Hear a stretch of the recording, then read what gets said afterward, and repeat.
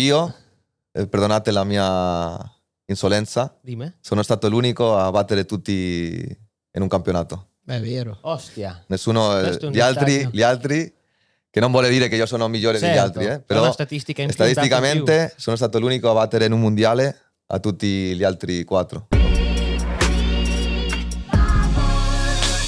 Ciao a tutti ragazzi, io sono Andrea Migno e questo è Mick Bubble, il racing podcast che parla di MotoGP e di personaggi affini a questo mondo. Oggi altro ospite straordinario, ricominciamo a entrare nelle leggende della MotoGP, quindi proprio tifosi appassionati, fatevi sotto. Come sempre con me alla mia destra il mio costo è Filippo Carloni H. Fisci. Ciao Andrea, ciao a tutti.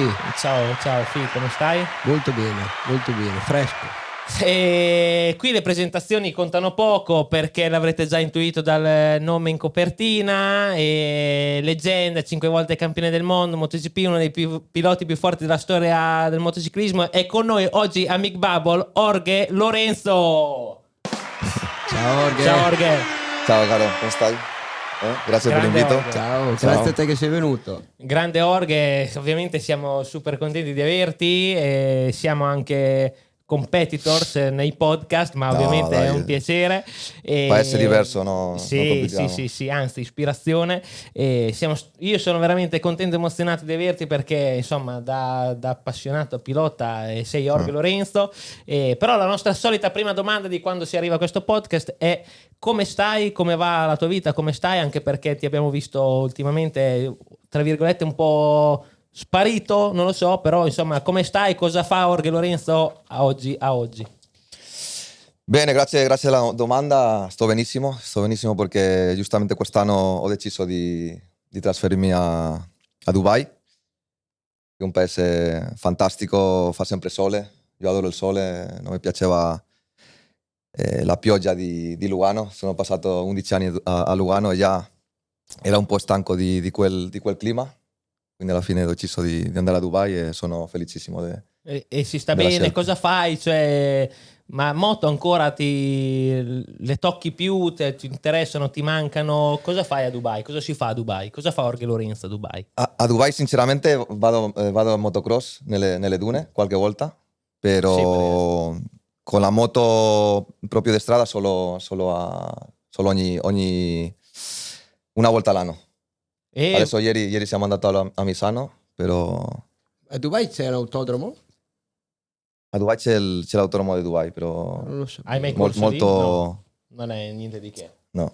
Ho capito, ma invece ti manca andare in moto? Cioè, ormai è qualche anno che hai terminato la tua carriera. Come ti senti adesso a distanza di qualche anno? Ho visto anche qualche intervista. Come ti senti? Ti mancano le moto? Ti comincia a mancare quelle sensazioni così? Allora, io sono una persona molto perfezionista e quindi sempre voleva di più, dedicarmi di più al mio sport. Era così ossessionato che alla fine faceva 6, 7, 8 ore dedicate al mio sport. Faceva 1 ora di stretching prima di dormire, quindi immagina l'ossessione che aveva. E in più quando le cose non mi andavano bene, come la stagione di Honda, che aveva tante difficoltà, lavorava ancora di più per riuscire a arrivare un'altra volta. Quindi era abbastanza stanco, 18 stagioni di professioniste. Massimo livello. E prima di quelle, anche prima del mondiale, altri 13 anni in più, quindi in totale 30 anni di motociclismo. Di concentrazione assoluta. E era un po' bruciato e in più quando non escono i risultati hai tanti infortuni, ancora si fa più duro, si fa più difficile continuare. Io volevo chiedere se ti manca qualcosa, però adesso sicuramente impegnativo, ma qualcosa senti che ti manca rispetto alla tua vita precedente? Mi manca vincere, sinceramente. La gioia della vittoria. Mi manca vincere, che un po' ho provato a ritrovarlo con le gare di macchine, sì. Però non vinceva niente vabbè, perché era molto difficile. Posso dire che ho liderato una gara per una curva solo al Mugello 2023, che era secondo nel rettilineo, ho passato al primo, però dopo sono andato lungo, quindi... Ma com'è rispetto, cioè, come ti sei trovato con le macchine? Ti sei divertito? Comunque... Ma poi nel paddock della Mi Formula 1 qualche gara, tra l'altro, no? Sì, nel 2023 ho fatto anche la Super Cup, Sì. quindi tutti e due campionati, l'italiano che si chiama Carrera Cup Italia e la Super Cup. Nella Super Cup difficilissimo perché era campionato internazionale, Ah, ma quindi ci sono stavano piloti i van migliori, fortissimo, i migliori del mondo sulle Porsche, soprattutto quando sono arrivato a Monte Carlo, che per me è il circuito più difficile del mondo, più difficile che, non so, qual è il Certo. circuito più difficile per te? Penso il prossimo, il Sachsenring, cioè per me era Sachsenring era difficile, per me Non so. Per te qual era il tuo Argentina, Austin erano molto Ostia. difficili. Sì, Monte Carlo 3 volte di più. Sì, Quindi assurdo, Monte Carlo, immagino. dopo le nostre macchine non avevano traction control né ABS. antibloccaggio. Quindi immagine, bloccavi Sì. facilissimo e a Monte Carlo si bloccavi, C'è il muro, muro lì, finito. 50.000, 100.000 di danni, no? Un disastro. Quindi difficilissimo. Nella qualifica ho finito a 3 secondi, quando normalmente finiva un secondo e mezzo del primo. Però è stata un'esperienza bellissima, no? Poter un po' ritrovare le sensazioni di quando aveva 15 anni e tutto il resto dei piloti erano superiori a me, sai? Ok. Perché dopo, piano piano, sono diventato uno dei migliori Sì. e sempre lì davanti. Però quando ho cominciato con 15 anni, l'anno del rookie, e finiva a 15, 17, 21, Ecco, lì un po' quelle sensazioni. Questo è molto interessante. Come quando hai iniziato il mondiale, appunto, eri giovanissimo, tra l'altro. È iniziato il sabato perché 15 anni un non giorno. avevi gli anni, no? 15 anni in un giorno, È incredibile. Cioè, quindi tu alla prima gara, il venerdì non l'hai fatto perché eri sotto età? esatto. La prima gara dove era? No, addirittura Sudafrica? 2 gare l'hai No, a Jerez, saltate, a mi Jerez. pare, no? Jerez. Avevo A letto Jerez. che 2 gare l'hai saltate inizio anno. Ok, giovanissimo quindi. E come ti comportavi? Quali erano le tue sensazioni quando appunto eri giovanissimo e arrivavi nel mondiale e vedevi tutti più forti di te, però poi alla fine insomma sei arrivato? Cioè, qual è stata la tua strategia e il tuo metodo per arrivare in alto?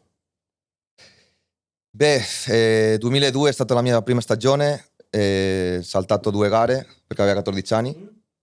A Jerez 15 anni finalmente, quindi ancora ho il record che non si supererà perché alla fine hanno aumentato le regole. È difficilissimo, sono arrivato a Jerez con un infortunio nel polso e dopo una moto difficilissima come la Derby, senza esperienza, senza 125 dei Due tempi di quella 2 volta. tempi, Bellissimo. difficilissimo con la carburazione, molta differenza tra le moto più veloci e le moto lente, quindi tutto incontro. E mi ricordo era 3 secondi nella qualifica, in gara ho girato un secondo più veloce che il mio tempo del sabato, quindi una cosa stranissima. Beh, però quelle cose un po' da rookie, sì, che, Sì. no? Che ancora devi arrivare, quindi migliori anche in gara. E solo aveva una sessione, o 2 sessioni, la del venerdì mattina, no, sabato mattina e qualifica. Che Quindi era già 40. qualificarsi già era difficile e ce l'ho fatto, no? Bello, ma dopo appunto all'inizio avrei sofferto, no? Un po', perché anche io mi ricordo, ho visto un po' di video, interviste, che comunque, e l'hai detto anche tu prima, in tutto, anche prima di arrivare a essere il Lorenz del mondiale, comunque hai avuto un background molto concentrato, molto sul pezzo, sullo sport, no? E esattamente volevo capire appunto qual è stata la tua infanzia o comunque anche infanzia sportiva, perché eri giovanissimo e comunque sin da subito ti sei, anche grazie a tuo babbo, credo, avevo visto, no? Dimmi se sbaglio, hai messo subito tanto carico a livello di ossessione, di allenamento, insomma, di impegno. E appunto lì com'è andata? Cosa è successo? Come la vivevi quando eri così giovane? E allora il mio padre è una persona difficile, dura, molto tipo sargento, Ok. quindi io a mio padre sempre l'ho detto, no? Gli devo tutto, professionalmente, o quasi tutto. Evidentemente ho dovuto lavorare, ho dovuto sforzarmi molto, però senza quel traspasso di passione di lui che mi ha fabbricato la prima moto, mi ha insegnato ad andare in moto, mi ha portato agli allenamenti, alle gare, non sarebbe qua dopo aver vinto i miei mondiali. Però è stato dura. È stato dura perché lui era della mentalità di lavorare tanto, sempre con il cronometro, sempre appuntando tutti gli errori, tutto quello che si poteva fare meglio, mai un complimento, solo mi diceva le cose che faceva male, quindi... Tosto. E te cosa ti portava comunque a continuare a cioè a continuare? Che ti piaceva? Voleva essere campione e per lograrlo doveva continuare con il metodo del mio padre, non aveva altra scelta. Ma la vivevi bene o era una cosa che ti pesava? Era così la mia ossessione per essere campione che supportava tutto. Ok, non la sentivi. Supportava tutto. Poi ho visto dei tuoi video, adesso non so se sia tipico in Spagna di quegli anni, ma a 9-10 anni eri già su moto vere, non su mini moto o micromoto. Quindi già eri pronto per la moto grossa con l'ottica. Diciamo. La mia prima volta che sono andato con la Gran Premio, come si dice? Gran Premio, no? Sì. La 125 GP di ex Max Sabatani, Matteoni, quella blu, aveva 11 anni. Giovanissimo. Aveva 11 anni. Dove? In Cartagena. Bello, Cartagena. benissimo, subito, cazzo che figata. Poi c'era lì Alzamora che aveva vinto il mondiale nel 99, e c'era Cecchinello, Ueda. Tutti già gente che faceva il mondiale e che andava anche forte. Esatto. Io ho finito a 3 secondi da Alzamora, solo con 11 anni. Incredibile. E a 1 secondo e mezzo di Cecchinello. Incredibile. Quindi la moto volava perché non c'era il limite di peso. Io pesava 40 kg o 38 kg, immagina. Che spettacolo. Ma dopo affronteremo tutta la tua carriera, ma però per arrivare alla fine, tu perché secondo te alla fine hai smesso? Perché non avevi più voglia o hanno influito anche risultati sicuramente, ma anche che rapporto hai avuto nella tua carriera con gli infortuni e con la paura? Perché quando studiavo questa puntata un po' ho detto, ma nei piloti in MotoGP, cioè va più forte chi ha meno paura? Cioè la paura quanto è presente più o meno, e anche il rapporto con gli infortuni, volevo capire. Come le hai vissute te queste cose? Hanno influito sul tuo finale di carriera? O comunque, anche se avresti comunque scelto di fare basta? Nessuno piace farci male, no? Claro. Neanche a te, no? Ti piaceva farci male? Direi di no. Quindi però c'è qualcuno che reagisce, cioè che... come se anche Marquez mi verrebbe da dire, sì, comunque uno che... Per quello ti diceva, come a nessuno piace farci male, come neanche a Marquez. Anzi, l'ultima gara in Assen, quando ha caduto quelle 2 volte, dopo ha ricominciato un po' più tranquillo, no? Perché è umano, a nessuno piace il dolore, a nessuno piace stare in ospedale con l'operazione, la dopo operazione, la recuperazione. Però sì, ci sono persone più coraggiose e di meno. Normalmente i piloti siamo persone coraggiose, perché sennò se no non usciresti neanche dai box. Gli officinisti, no? Chiaro. Però sì, io ho avuto tante cadute brutte. Quali sono le più toste che hai fatto? Secondo me, da che ho visto io, è Thailandia 2018, là in fondo al dritto, che lì cosa che passò? Bloccato il posteriore? Lì il motore aggrippato. Volo della Madonna. Poi anche subito in MotoGP all'esordio, no? Sei arrivato, andavi fortissimo, e a Cina, ma anche a Laguna Seca, anche, no? Un paio di...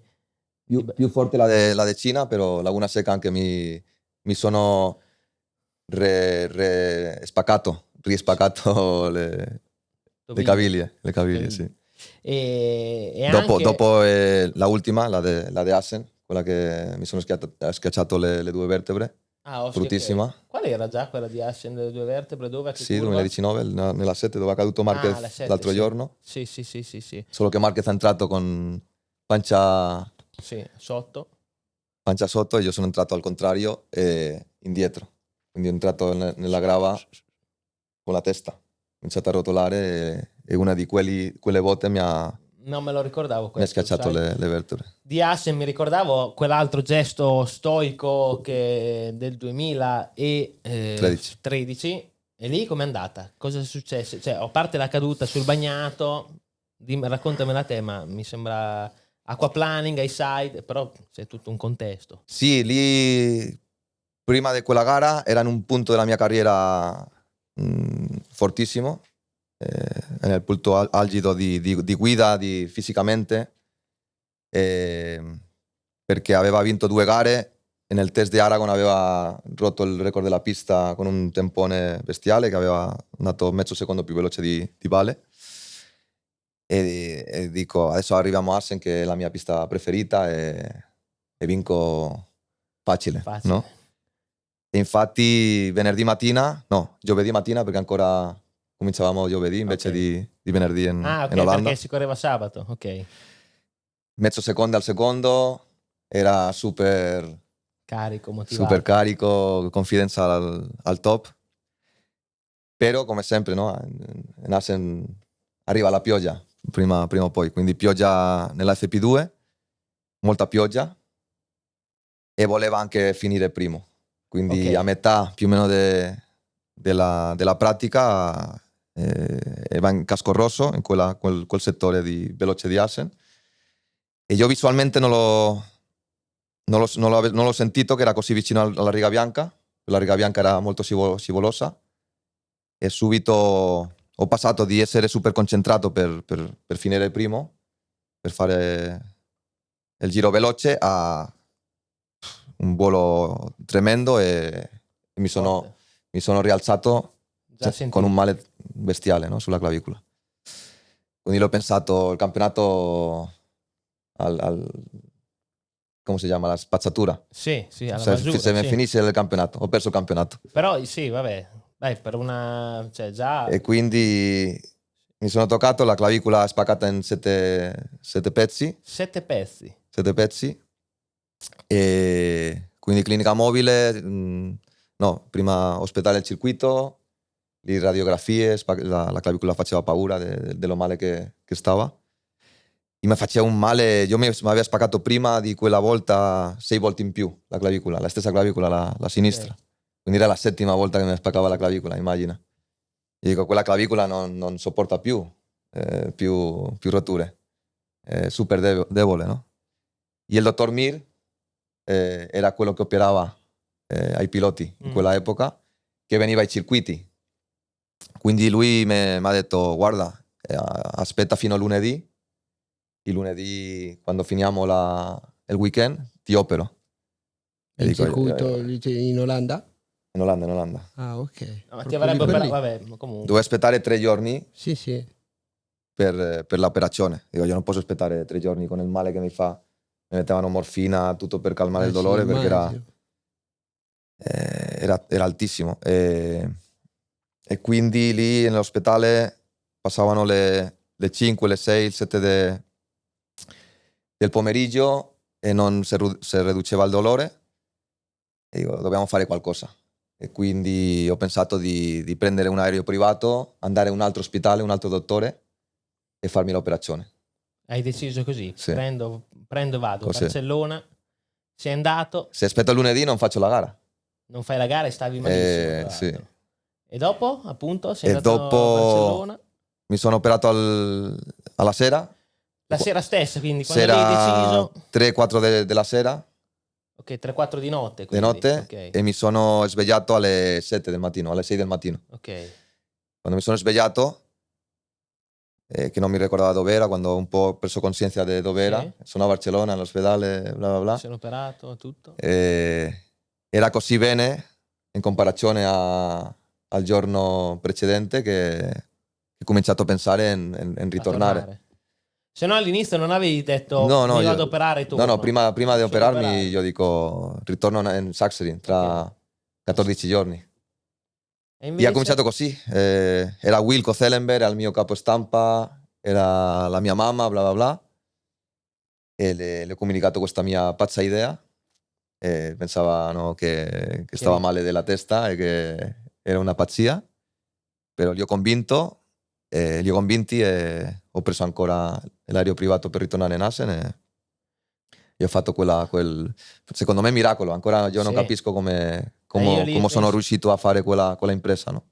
adrenalina, emozione, sì, immagino che non solo gli antidolorifici, ecco, ti abbiano aiutato. Bello, poi insomma, avevi fatto quinto, quarto? Quinto. Cioè comunque, quinto in MotoGP. Quinto, mi sono ricordato quando sono ritornato al motorhome da tutta la stampa lì, tutti i cameraman, con molta attenzione, no? Sì. Ho entrato nel motorhome e con il mio fisio Claudio Scrivano, che era il mio fisio per 5-6 anni, me lo portava in giro in tutti i campionati, e io stavo facendo flessioni non flessioni sulla completamente in terra, inclinato. però più inclinato, con meno gradi, no? Sì. E ce la faceva, mi trovava bene. Dopo sul warm-up ho cominciato con molta precauzione, però alla fine del warm-up era in casco rosso. E dopo in gara partiva al 12 perché il mio tempo di giovedì era sufficiente per partire 12. 12 ho passato già nono prima curva, ottavo, settimo, sesto, quinto, quarto, perché ho passato anche Crashlow. È vero. E stava prendendo Vale, Pedrosa e Marquez, stava andando più veloce di loro per 2 o 3 giri, però dopo ho cominciato a sentire il calo di antidolorifici, dolorifico. Sì, è difficile, anche in dolorifici, italiano, cioè. dolorifici. E già mi ha passato dopo Crashlow e come Bradal era molto lontano ho potuto gestire tutta la mia energia per finire quinto, no? Questo, cioè, forse è il gesto più... Nessun altro l'ha mai replicato una cosa del weekend, genere. che mi ricordo. Così, weekend, forse non si può neanche più fare adesso, forse, credo. Infatti No. col fit come hai fatto? Ti è andato subito il fit per correre? Sì, già ti dico, venerdì sera nel motorhome facendo flessioni con il mio fisio, e ho ripetuto le flessioni sulla clinica del circuito. Quindi c'era la forza. Questa volta in terra, mi hanno fatto fare 10 flessioni in terra per capire la resistenza della placca e mi hanno lasciato partecipare. Parlando di robe un pochettino più belline, te comunque quando hai vinto i mondiali sei sempre stato molto costante, cioè, addirittura nel 2010 mi pare che il record di punti assoluto. E non sempre, per esempio i miei primi anni del 125, in 125 tutti i miei 3 anni abbastanza incostante, anche il mio primo anno di 250 incostante. Ok, però non sei arrivato a vincere, diciamo. Però nel 2005 con la Honda, ho debuttato con la Honda in 250, ho avuto un punto di inflessione alla fine di quell'anno, perché Pedrosa era il più forte, no? in quella categoria, e aveva vinto 2004 e 2005 ancora ha vinto con più distacco. Però io era quello rookie che arrivava con tanta forza, e senza paura, e rischiando tantissimo, facendo pole position, però sempre lui mi batteva, no? E non arrivava a quella vittoria. E cadeva tanto, mi sono caduto toccando la sua ruota in Germania, che lo aveva rotto il scarico, e lui ha vinto la gara e io ho finito sulla terra. A Motegi qualche gara dopo ho toccato De Angelis e l'ho fatto cadere. Sì. Quindi tanti episodi di un po' di incosciente, e quel ruolo mi piaceva, no? Mi piaceva fare spettacolo, mi piaceva fare rimonte, mi piaceva dare che parlare ai giornalisti. Perlomeno hai sempre avuto una grande personalità, la tua, però una grande personalità che non eri uguale agli altri, o comunque è una tua personalità che può piacere o non può piacere, però almeno sapevi chi era Jorge Lorenzo. Sì, e ti rimane lì. Bellissimo. Ho spiegato tutto quello per farci capire che in quel momento ho fatto un punto di inflessione nella mia testa per provare a vincere dei mondiali, perché a quel modo solo faceva cadute, magari vinceva delle gare, però non poteva vincere dei mondiali. Un po' come Kevin Swans fino a quell'anno 93, che finalmente ha capito che doveva essere molto costante e accontentarsi con un secondo posto, terzo posto, per prendere i punti e vincere il mondiale. Quindi quell'anno 2005, parlando di quella consistenza che tu mi parlavi, che dopo sono riuscito a avere, è stato proprio in quell'anno 2005 che ho capito.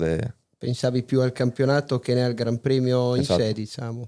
Ok. Esatto. E poi una curiosità, perché dal 48 sei passato al 99 come numero e perché avevi il 48 e perché poi hai messo il 99? Ho avuto il 48 per il mio primo manager, che si chiama Dania Matriain, che è stata una storia molto bella perché il mio padre mi ha fatto un video mentre mi allenava in Mallorca con le minimoto e le XR100 che aveva un controllo incredibile scivolando Quindi in una sorta asfalto, di flat track già? per un Su asfalto, asfalto, ok. con il ginocchio e scivolando tantissimo. Mi ha fatto quel video con musica molto bello per quei tempi e per il budget Certo. che avevamo.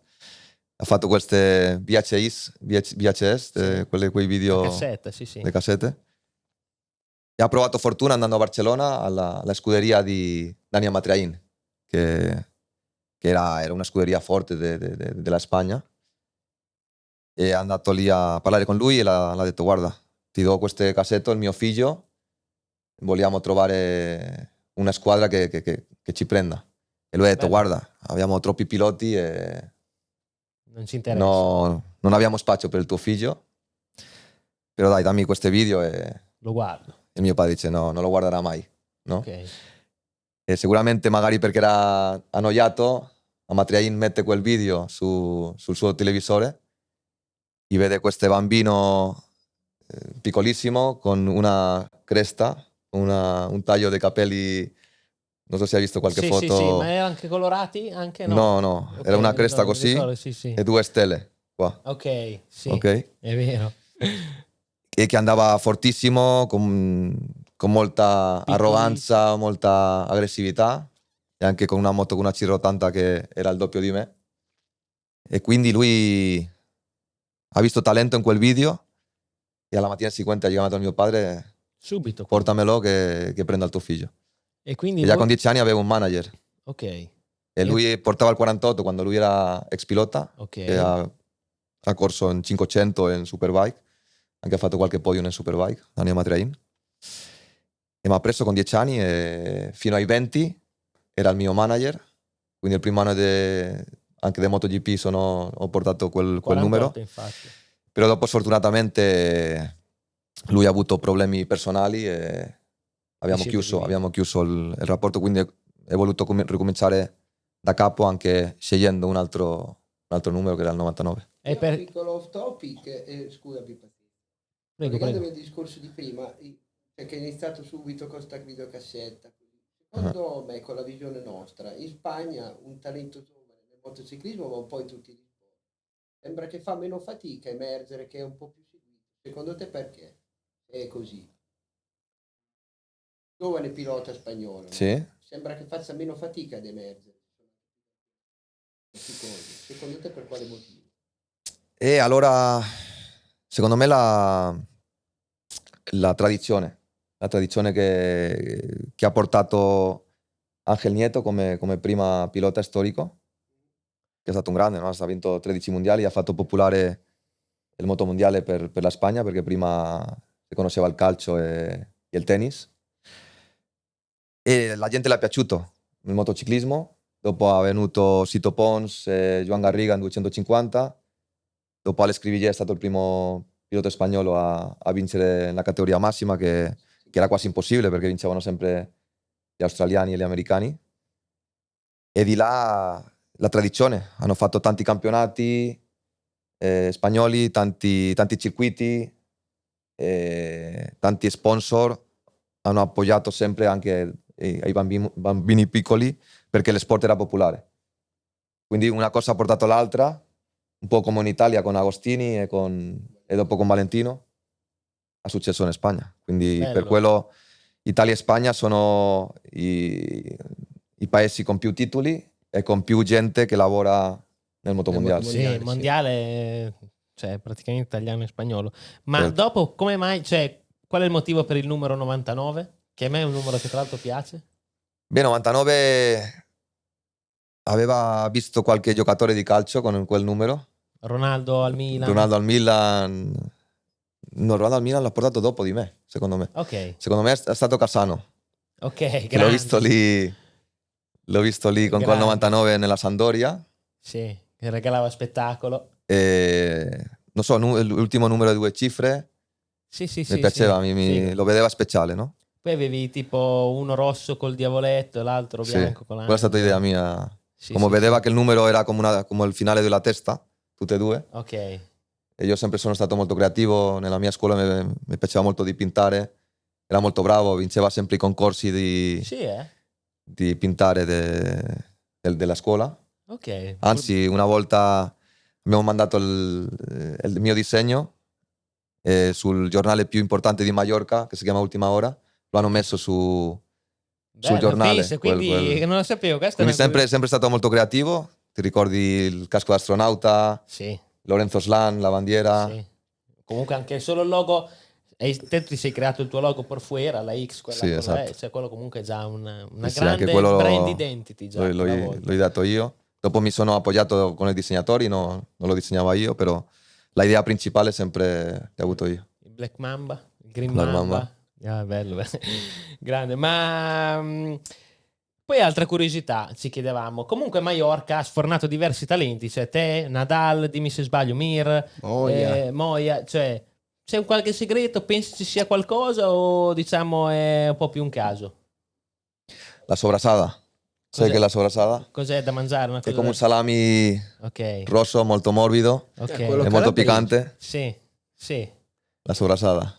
È buona. No, no, sto scherzando. No, può essere, cioè, tutto può essere, È veramente. proteico. No, casualità. Casualità. Casualità. Però Sì. gran posto, no? Mallorca, credo. Per vivere il posto con più qualità di vita della Spagna. Sì, e non ci avresti voglia di Sì. tornare lì? Più avanti. L'Europa, secondo me, politicamente Alziamo le mani. meglio non parlare molto di questa questione, Sì. però secondo me altri paesi, Forse tipo il Dubai, tipo gli Emirati, sono più avanti, più flessibili. Stai più comodo vivendo, secondo me. Facile fare affari. Ho capito. Però come posto, spiagge fantastiche, cibo incredibile, sempre fa sole anche in inverno, piove Ci molto sta, poco. Dio. Tipo Sardegna. Tipo Mare Sardegna. top. Sì. No? Mare. Però adesso, tra le cose che fai adesso, visto che appunto sei comunque sempre in giro per il mondo, hai aperto anche un podcast poco prima di noi, comunque in prossimità all'inizio dell'anno scorso. Raccontami, questo sono proprio interessato anche a livello appunto tecnico, come è iniziato, perché l'avete fatto e dai, quali sono i vostri obiettivi, qual è la vostra idea? Allora, non so se ti ricordi che ho fatto un podcast precedente che si chiamava 99 Seconds, Però che era molto più spartano, molto più meno professionale, che l'ho fatto quello 2021 o così, però dovevo farlo tutto io, le camere, dopo mandare il video, era troppo complicato e troppo sforzo e quindi l'ho abbandonato quello a metà di stagione, però nel 2023 abbiamo cominciato con il mio socio che si chiama Sito a pensare in creare qualcosa relazionato con più che con il motore, con l'imprendimento, con il lifestyle, gli investimenti e tutto quello. Questa era la prima idea, però non trovavamo la maniera attraente di farlo per il pubblico. E un giorno ho pensato, guarda, conosco il posto perfetto per fare una cosa, un podcast così per MotoGP e voi lo e fate Formula dove 1. C'è quel ragazzo che è un collezionista, Sì. no? Che è un posto clamoroso, c'ha delle cose, Sì, abbiamo visto qualche foto, qualche video. Il posto è McLaren Barcellona, che è un concessionario McLaren, però che nel secondo floor, Sì. nel second floor, ha messo il posto più con la collezione di Formula 1 MotoGP più grande del mondo, con differenza, no? Ok. C'è tutti i campioni di Formula 1, tutti i caschi e tutti dei campioni di MotoGP o dei 500 dagli anni 50 fino adesso, e dopo no, c'è la macchina di Formula 1 di Ayrton Senna, c'è la mia moto di MotoGP del 2015, tante macchine sportive, non so, c'è tante Visto che pezzi importanti. abbiamo iniziato a entrare nell'argomento, vorrei cominciare a parlare di MotoGP, perché alla fine cioè, la storia l'hai scritta lì. E allora, voglio prendere delle domande basilari. Chi sono stati i tuoi idoli quando eri giovane o comunque nella tua carriera? Piste preferite e anche piloti con i quali ti sei divertito di più a battagliare o comunque, insomma, in pista, ecco. Queste cose qua. Piste, piloti e idoli. Pista, La più bella e la più brutta, diciamo, cioè sia belle che brutte. pista aveva 4-5 che mi Erano piacevano le tue. tantissime, Tipo? però se devo scegliere una, Mugello, Mugello è perché internazionale, lì Mugello a tutti piace, incredibile. a tutti piace, però a me mi piaceva, però era il mio posto. Sono riuscito a essere il mio posto, no? Ha diventato il mio posto, soprattutto in MotoGP. Perché andavi più forte o perché proprio ti piaceva Perché guidare? era un circuito di non tante frenate, di percorrenza, di chicane. Io ero molto agile nelle chicane, Era il tuo molto stile preciso. pieno. Molto preciso. È una pista che devi anticipare molto nelle chicane, nella uscita delle seconde curve delle chicane. Quindi era perfetto per il mio stile, per la Yamaha anche non andava male. Però dopo andava fortissimo a Jerez, a Misano, a O Silverstone. dappertutto, No, forse. dappertutto no. Per esempio a Sachsenring e Sachsenring, Austin mai ho vinto lì, per esempio, no? ok. Le curve di sinistra, tipo Sachsenring, Indianapolis mai vinto. Tutti di sinistra, era Marquez che dominava lì, no? E Ah secondo no, te- Valencia ho vinto tante Benissimo. volte, era di sinistra. Sì, Valencia mi piaceva, Montmelò, quindi aveva 5-6 piste. Adesso mi hai detto Valencia, mi è venuto in mente quell'episodio con Simoncelli, l'ultima curva. Ah, sì. Com'era correre col Sici? Sici era figo, no? Aggressivo, Era, ma anche lui con personalità, no? era il più difficile di fare il corpo a corpo, Perché era grande, perché era grande, mai si tirava indietro. tirava indietro e anche usava il suo corpo per Tosto, spostarti. certo. Quindi certo. era come farti una comparazione tipo il gorilla di Mario Kart, Sì, sai? con il fungo, con Todd. Che era troppo forte quando Sì, gli sì, dava sì, un sì. colpo, ti spostava fuori. E dopo anche nel rettilineo non andava molto forte. Anche Six offriva molto la sua Sì, la sua statura. statura nel rettilineo, un po' così. Grande, bello. E Ma dopo, sì, personalmente mai abbiamo avuto molta connessione, anche se abbiamo cominciato il mondiale nello stesso anno e la nostra carriera più o meno è stato progressivamente uguale sì, sì. nei salti di categoria. Magari io un po' prima ho passato alla MotoGP, perché io ero un pilota che ho diventato molto corretto e non mi Super piacevano pulito. pulito e non mi piaceva prendere dei rischi innecessari quando lottava con i piloti e non voleva che i piloti erano troppo aggressivi con me. Quindi in quell'epoca del MotoGP il Sik era il più aggressivo e io non mi sembrava Cioè, bene. ma Quindi, sì, comunque mi lamentava anche pubblicamente e quindi sì, nel 2011 tutte storie. molta tensione. Sì, sì, sì, sì. Però tutte storie bellissime di questo sport, Sì, cioè, sì, secondo però me a distanza mi di avesse tempo ormai. piaciuto conoscerlo più personalmente, una cosa difficile perché i rivali, tu sai, i rivali è molto difficile ottenere una relazione di amicizia e togliendo la tensione che hai con le gare. Però fuori dalla pista, senza essere piloti, secondo me era un personaggio interessante di conoscere, molto autentico, e molto normale, molto alla Sì, sì, mano, sì, alla mano, molto. bravo, bravo, bravo. Tu lo conoscevi meglio, no? Ma Bueno, sì, tu eri molto piccolo, no? sì, io ero piccolo, ho conosciuto poco, facevo la Rookies nel 2011, l'ho visto un po' qualche volta, però sì, sì, lo conoscevo più dalla tele, diciamo Sì. così. Ma e poi scusa, chi erano i tuoi idoli però da quando sei cresciuto a essere pilota? Cioè a chi ti ispiravi, che pilota ti piaceva? Se c'era qualcuno che ti ispirava? Mi piacevano i che sono un po' arroganti lì. Bello. Sai? Cal Fogarty, Ok. ma soprattutto Max Biaggi. Ok. Soprattutto Max perché ho cominciato a vedere le gare nel 95, quando lui era in 250 con la Aprilia Chesterfield e lottava con Arada, e ancora ho in mente il mio primo ricordo di vedere in televisione il motomondiale, Ok. che è stato il Gran Premio di Indonesia del 95, e lui lottava con quella moto nera con il numero 1, lottava con Arada, che correva con la Yamaha di Marlboro, e ha vinto quella gara Max, e di là ho cominciato a seguirlo, anche seguiva più la 250 che la 500, Certo. Sì, quegli dove anni lì, Mick poi. Duhan dominava la categoria con Alex Cribillet, che sempre era lì spingendolo.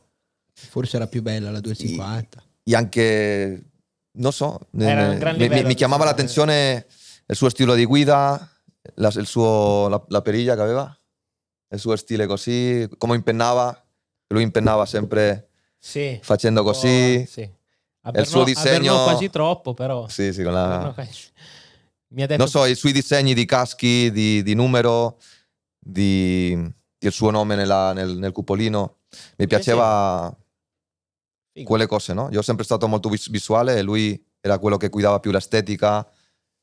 Mi piaceva. E quindi io da piccolo, quando girava a Mallorca, nella pista di karts di affitto che aveva il mio padre, sempre provava a imitarlo nelle impennate, a guidare sempre molto pulito, a entrare nelle curve molto aperto per fare molta percorrenza. Quindi secondo me lui è stato ha dato molta ispirazione al mio stile di guida del futuro, no? Molto figo. Bello. Molto figo. E tu però, non a caso, appunto, visto che l'hai tirato fuori, ti chiamavi, mi ricordo un anno, non so di preciso quando era, secondo me 2008, sulle leve, freno e frizione, avevi martiglio da una parte e mantequilla dall'altra, Sì. giusto? Da dove vengono questi due nomi? Perché avevi questi due soprannomi? Mi l'ha creato un amico della palestra di Barcellona, che eravamo sempre scherzando, lui sempre mi pizzicava molti giorni, e lui ha detto: tu guidi con martillo mantequilla. Ovvero? Quella è la mantequilla. Il martello era la costanza. La costanza, il martellare, sempre uguale. Hammer time, come Hamilton, Hammer time. Infatti l'altro giorno ho visto per casualità il ritmo di gare che ho fatto a Misano 2013, che non mi ricordava, e in 4 decimi ho fatto 25 giri. Era incredibile. Ma questa dote, secondo te, sia questa che anche quella, un'altra tua grande dote, era quella della partenza primo giro, primi 2 giri anche? Sì, però quella l'ho acquisito lavorando molto, perché quando sono arrivato a MotoGP 2008, 2009, 2010 perdeva sempre una fila, partiva in pole position e arriva alla prima curva a quarto, e dopo questo mi creava tanti problemi, perché dovevo rischiare molto di più per rimontare. Qualche volta già non guidi lo stesso, perché con la tensione, con il nerviosismo di rimontare, con i piloti davanti che nella frenata devi sempre lasciarti un po' di margine per non collisionarli, ti fa andare più piano, e quindi ho dovuto dire: guarda, questo è il mio punto debole più forte, devo lavorarci su. Quindi prima ho pensato: cosa faccio male? Quindi questa è stata la teoria, doveva migliorare la teoria, cosa faccio male, e dopo fare molta pratica, no? Quindi ho chiamato Juanito, ho detto: guarda, Juanito, il tuo meccanico storico, il mio meccanico di confidenza, che era con me da quando aveva 11 anni. Prendiamo un R1, compriamo 20 frizioni e andiamo a Montmeló, affittiamo la pista sola per noi, e lì a provare. Partiamo, ci fermiamo sulla griglia di partenza di Montmeló, lui mi faceva la segna di start e io partiva, quindi faceva 2 o 3 partenze, frizione bruciata, la cambiavi un'altra. Quindi così ho imparato, ho capito il segreto di partire. Che delizione. Che anche gli altri poi, so benissimo, ma saprai anche te che anche Vale comunque ha dovuto, sei stato una sua, insomma, ispirazione, però comunque ha dovuto imparare da te a fare Sì. partenza ai primi 2 giri, perché c'è stato un momento Però che tu proprio i primi 2 giri hanno potuto ridurre la distanza Sì. che faceva il primo giro, però mai ugualarmi, perché se partiva primo la prima curva con strada libera. andava via. Ti togli dai problemi. Nel 2013 partiva e metteva un secondo su Di Marquez, dopo magari hanno neutralizzato quella differenza e metteva mezzo secondo, però era superiore. Perché? Perché mi sono abituato con pneumatici nuovi, partire da box e andare dopo Anche- 3 curve andare a full. Già anche io quando Quindi vedevo le aveva un gare, feeling, subito top. ho imparato ad avere un feeling subito molto a sentirmi bene con pneumatici totalmente nuovi, molto veloce. Subito. E se ti ricordi quando faceva il giro di scaldamento della gara, già andava Sì, e tutti dietro al record. che provavano a starti dietro già nel giro di ricognizione. Infatti in molte gare i migliori settori terzo e quarto dei circuiti erano nel primo giro. Ok, incredibile. Certo, Assurdo. gomma nuova, tipo da qualifica. E invece Mantecchia, perché? Io so una storia, ma non so se è vera, allora voglio chiederlo a te, perché io sapevo che era una questione legata alla tua colazione, tipo, che disegnavi i circuiti col burro sul pane, io sapevo questa cosa qua. No, Era? no, quell'amico della palestra ha detto tu guidi come la mantequilla. Ah, ok. Sai, prendi il Sembra- coltello ok, metti sul burro morbido. e la fai destra-sinistra, come la mantequilla, sai? Tu quando Certo. metti la mantequilla, metti il burro sulla sì. toast, sei suave, no? Sei pulito, delicato, no? Bello. Io guidava così, Sì. sempre faceva tutti i movimenti progressivi, no? Beh, ci vedevi Marquez sempre al limite, sempre con movimenti, la moto muovendosi tantissimo, tipo Capirossi, tipo Kevin Swans, no? Sono dei piloti che vincono dei mondiali però al modo aggressivo, no? Dopo ci sono, io sono dentro del gruppi tipo Max Biaggi, tipo Jon Kocinski, tipo Eddie Lawson, questi piloti che ci piace che la moto sia sempre sotto controllo, pochi movimenti Preciso, e andiamo così, no? liscio. Sì, suave. Adesso Bagnaia è un po' così. Sì.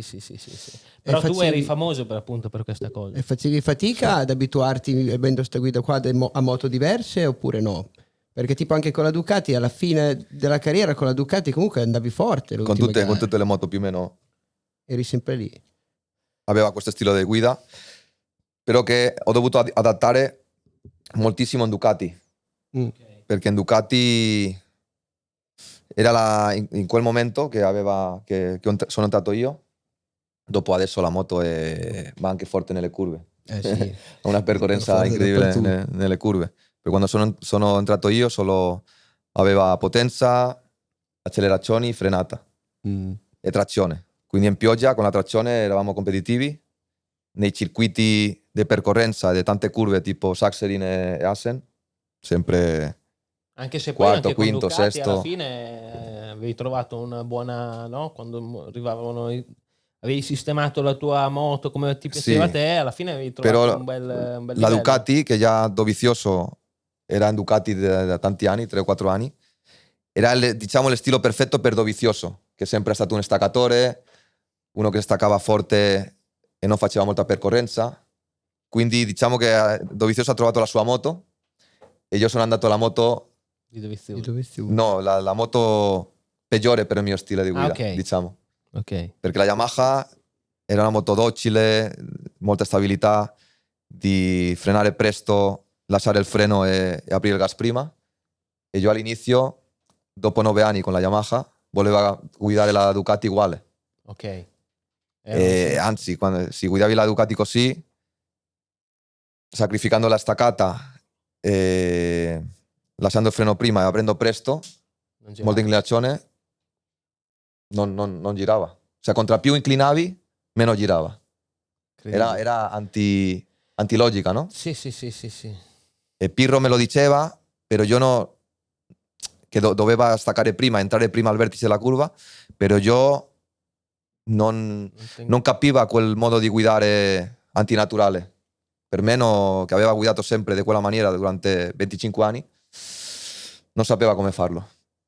E finalmente nel 2018 ho cominciato a capirlo, e anche gli ingegneri mi hanno dato dei pezzi che hanno fatto la moto un po' più morbida, quindi la combinazione di cambiare molto il mio stile di guida e questi pezzi che hanno fatto la moto più morbida finalmente hanno inquadrato. Sono venuti incontro. E va bene, io sono quasi alla fine, ma non me ne alzo da qui prima di un'analisi finale, perché qui io sono onorato di avere uno dei fantastici 5 dell'era della MotoGP di sempre, perché Stoner, Valentino, Marquez, Lorenzo, Pedrosa, diciamo, no? E io ti vorrei chiedere, visto che sei uno di loro, vorrei sapere... Sì, però io, perdonate la mia insolenza, Dimmi. sono stato l'unico a battere tutti in un campionato. È vero. Ostia. Nessuno, gli altri, che non vuole dire che io sono migliore degli altri, però è una statistica in più, statisticamente sono stato l'unico a battere in un mondiale a tutti gli altri 4. Ok, cioè che li hai battuti tutti praticamente, cioè esatto. direttamente. Ok, e per ognuno... Per esempio Valentino non ha battuto Marquez, essendo campione del mondo. Sì. Lì ha fatto secondo. Sì. E Stoner gli ha mancato guidare con Marquez, per esempio, no? Pedrosa non ha vinto sul mondiale. E poi quindi statisticamente certo, c'è una statistica importante, insomma. Dopo Valentino ha avuto più campionati, Marquez ha avuto più campionati di me. Certo.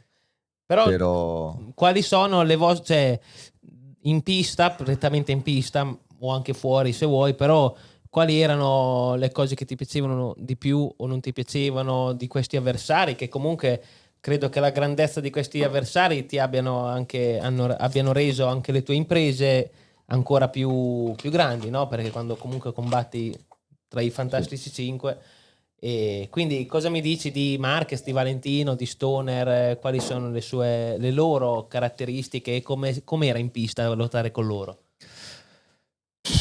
È difficile dire chi è stato il rivale più forte che ha avuto, perché tutti avevano delle caratteristiche molto diverse e tutti erano i più forti in certe cose, no? Certo.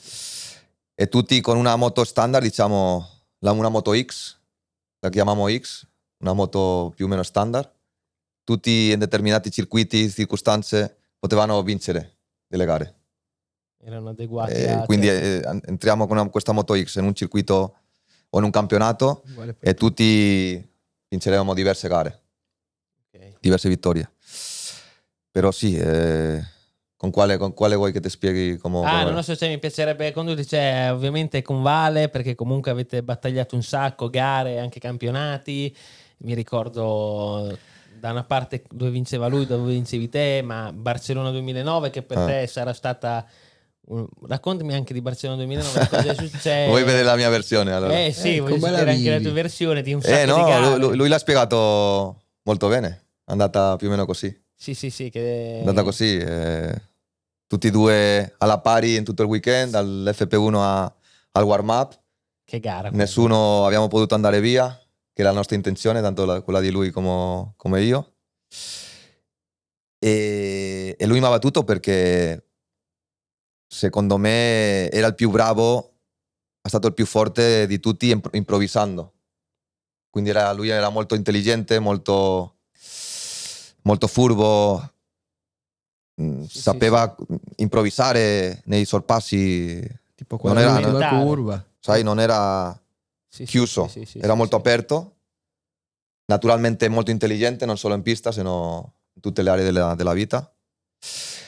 In quel momento ha tirato esperienza, lui staccava sempre più tardi di me, perché anche faceva un settaggio della forchella più dura per fare questo stile di guida, invece io molto più morbida per frenare prima e invece aprire prima nella percorrenza, quindi in quello eravamo opposti, quindi quello mi ha fatto arrivare a quell'ultima giro in svantaggio con lui, e in più lui è stato molto, come ti ho detto, molto lesto, svelto in provarci, in provarci lì. Io sono stato un po' ingenuo e non chiudere.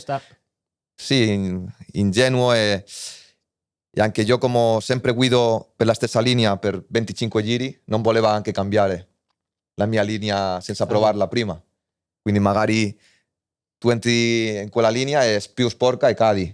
Quindi ho pensato, se io faccio queste 2 curve più forti di lui, vinco. Però non sapeva che se lui non aveva stato sveglio per sapere che se lui mi entra, devo chiudere gas, non posso farla forte perché lui è dentro.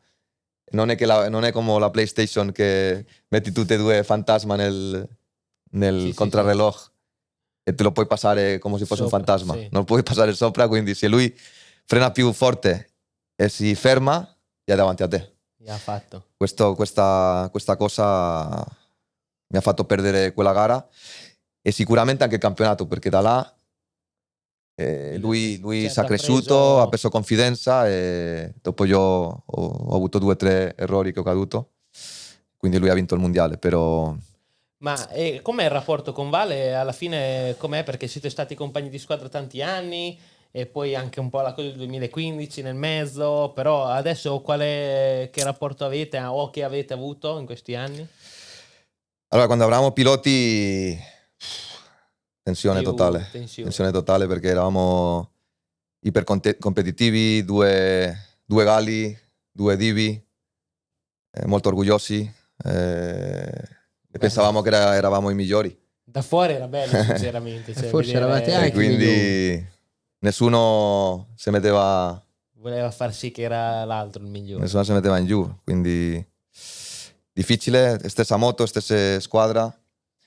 Era lì, chi vinceva l'altro era il migliore, quindi difficile. Però lotta, per esempio quando lui è andato alla Ducati e dopo io sono andato alla Ducati, eravamo in squadre diverse, ha migliorato la relazione, quindi contra più lontani eravamo, migliore era la relazione. Certo. Però dopo quando abbiamo smesso non c'è più bisogno di essere il più gallo del pollaio. Quindi non direi che siamo amici, però abbiamo una relazione cordiale e lui mi ha invitato per esempio alla 100 km. alla Ranch, è stato molto divertente. Come è andato infatti? Come è stato? Io mi ricordo che ti eri divertito e lì mi hanno lasciato una moto che avevano loro senza allenarmi, è stato difficile perché è una pista lunga e complicata e se non ti alleni ogni giorno è difficile, però l'importante era divertirsi. Sì, esatto, il contesto, divertirsi. No? Ti sei divertito te lì comunque? È stato un bel evento, però l'avambracci faceva un giro, 2 giri e erano morti. Perché quelle moto così con tante vibrazioni e potenti. Sì. E va bene. E poi volevo capire anche sulle ultime cose, solo appunto stessa cosa con Marquez, con Stoner e con Pedrosa, cioè quali erano in breve, quali erano le cose che ti sono piaciute e che non ti sono piaciute, battagliare con loro, vincere contro di loro, dove ti hanno sorpreso, sapere un pochettino da dentro la pista come era guidare con loro. Quindi vuoi sapere i punti deboli e forti? Sì, quello che hai visto te, che tu ci hai battagliato, insomma tu hai... Allora, il punto forte di Pedrosa era il pick-up, che era estremamente sensibile e pulito. Quindi in condizioni, per esempio, di poca pioggia o di grip precario, lui è nasciuto, lui riusciva a fare il pick-up e approfittare del suo peso, le sue accelerazioni. Però ha un merito tremendo perché nessun pilota di 50 kg e la sua statura ha fatto quello che ha fatto lui in MotoGP, vincere più di 30 gare è pazzesco. Però era molto debole in frenata perché la sua mancanza di forza e di statura non le aiutava. Frenata in cambio di direzioni nella lotta e dopo anche in infortuni. Era così piccolo e io sì deboli e piccoli che quando cadeva si spaccavano. Senza infortuni, tipo quella al Sachsenring, forse avrebbe anche vinto un mondiale. 2008, 2010 ha rimasto accelerata la moto che ha spaccato la clavicola. Anche te all'ultima curva, era 2010 credo, che stavi per vincere, era l'anno del mondiale, che all'ultima curva in Malesia non ti si era chiusa con il piede. Lì sì, nel 2012 ha avuto dei momenti di fortuna, la verità. Con Barberà che ha tirato a Pedrosa a Misano E quello che dici te, che hanno fermato la gara quando i miei pneumatici erano morti e ho avuto questo susto Rischio. che quasi cado. Sì, è stato un fortunato perché però era veramente forte. Honda aveva messo quel motore con il seamless Aveva fatto lo step. che faceva paura nel rettilineo. Sì. E dopo Stoner, il pilota con più istinto, più talento di capire subito i limiti della pista. Quindi sì, le gare fossero senza pratica, senza solo gara, le vincerebbe vincerebbe tutte. tutte. Sì. Questo me l'hanno Perché già detto, diciamo. vincerebbe Appunto. tutte. E Marquez? Scivolando anche un grande controllo Sì, ma della mi diceva anche scivolata. Gabarrini, Christian, con il quale tra l'altro Sì. ho lavorato, grande Christian, sarà ospite, lo chiamerò Sì. anche Christian, e mi raccontava che lui è così, cioè gli metti qualsiasi gomma, lui va dentro. E quando la pista era così mista e molto precaria di grip, lui capiva dove era il limite di tutti i punti, asciutti, bagnati, per dare il massimo in tutte le piste, in tutti i punti di circuiti, quindi partivano così 2-3 secondi a tutti, dopo noi. Finita la gara. No, nelle pratiche, no? Ah, ok. Partiva così, dopo la pratica durava 45 minuti. Certo. E alla fine della pratica era più o meno, eravamo con lui. Però lui era già primo run, 2 secondi ci dava. Era incredibile. E dopo Mark è un talento della natura, fisicamente molto forte, già di natura, e anche lui lavora tantissimo il suo fisico. Grandi riflessi, e soprattutto destaccare di lui che non ha, è quello che ha meno paura di farsi male, che dicevamo prima, di farsi male. Un po' più quello che ancora forse dopo l'infortunio, grande staccatore, stacca tardissimo, soprattutto nelle curve di sinistra. Molte curve di sinistra usa molto poco il freno perché riesce a fermare la moto anche scivolando, che è difficilissimo quello. E il punto debole è proprio quello che lo ha fatto diventare così forte, che non ha paura. Certe volte ha troppa ambizione e nel passato ha fatto errori che si è fatto male per quella ambizione di vincere sempre, indipendentemente dalle circostanze del circuito che era, no? Sì. Bello, grandissima analisi. Cioè, meglio di perfetto. te non poteva farla nessun altro, forse, o uno di voi 5, insomma. Sì. E finiamo questo episodio. Vorrei concludere con le ultime due cose. Una, appunto, volevo avere un tuo responso sulla MotoGP di oggi. Cosa pensi? Chi pensi che siano i più forti? Anche degli spagnoli, ci sono tanti spagnoli come sempre molto forti, però dai, la situazione è che tanto conoscerai benissimo. Cosa dici della MotoGP di oggi? Chi vedi per il titolo? Cosa vedi? Per il titolo, Mark, sembra quello non, mi sembra che era la domanda forse più se non le succede un infortunio forte che si perde 5, 6, 7 gare, lo vincerà Mark. Anche perché Alex adesso è infortunato, perderà tanti punti le prossime gare. Bagnaia sta troppo lontano, quindi Marc Marquez campione del 2025. E qui adesso lo possiamo quasi confermare. Abbiamo già lo spoiler. Dobbiamo fare già anche la piaca della Coppa dei Campioni con il suo nome. Io quello. Però in generale, cioè, Bagnaia mi piace perché non molla. Ho visto all'intervista vostra Dura la Vita che comunque sì. Io lo difendo molto perché io sono lui un po' come me, no? Pilota perfettino che ha bisogno di che tutto sia al posto per essere molto effettivo, ha bisogno di tanta confidenza di davanti, che la moto sia molto stabile e abbia molto grip davanti. Quindi se lui non trova queste sensazioni, soffre di più che un Stoner o un Marquez che non hanno bisogno di queste perfezioni nel settaggio della moto, quello sicuro. E dei piloti che mi piacciono per il futuro, quello che mi piace di più è Acosta. Cosa mi dici di Acosta? Cosa vedi? Acosta secondo me in una Ducati fareva paura. Ok, anche a Marquez. potrebbe essere interessante. Sì, perché è molto giovane, molto forte, ha dimostrato perché soprattutto ha la grinta e la fame di che vuole vincere il prima possibile, e non è felice, si fa secondo, si fa terzo. Solo che adesso con la KTM un po' di difficoltà. è difficile, che vince tante gare. E dopo, sì, direi di Acosta, l'unico però che li vedo è che è un po' estremo nel suo inserimento nelle curve, Super stretto. che quello è un vantaggio in certe circostanze e veramente lui riesce a chiudere la curva di forma incredibile, però secondo me è un po' troppo esagerato in certe curve. Okay. Cioè, se lui fa una via di mezzo in certe curve diventerà un pilota un po' più completo ancora. Interessante. Speriamo che ascolti questo messaggio. Se lo ascolta, così dopo li invio all'Ivan della frattura. Io ho piccola percentuale. Perché allora mai mi do di consigli, mai mi trasferiscono il royalty di consigli. Grande.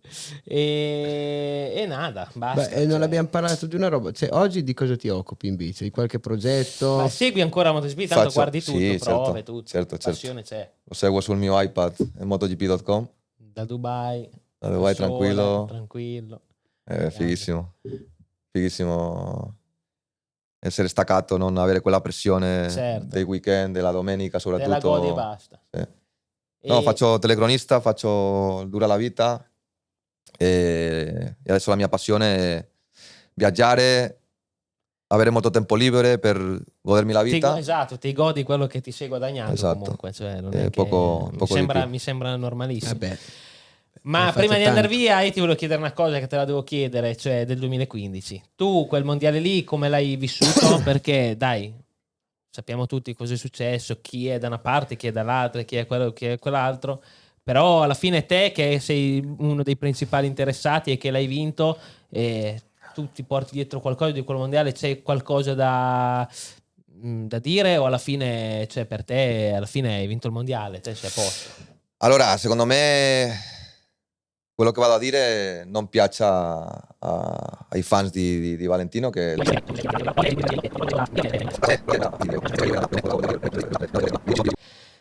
ragazzi, io non posso fare altro Org che ringraziarti di nuovo, grazie mille, grazie a te, una grande chiacchierata, sono molto contento. Grazie caro.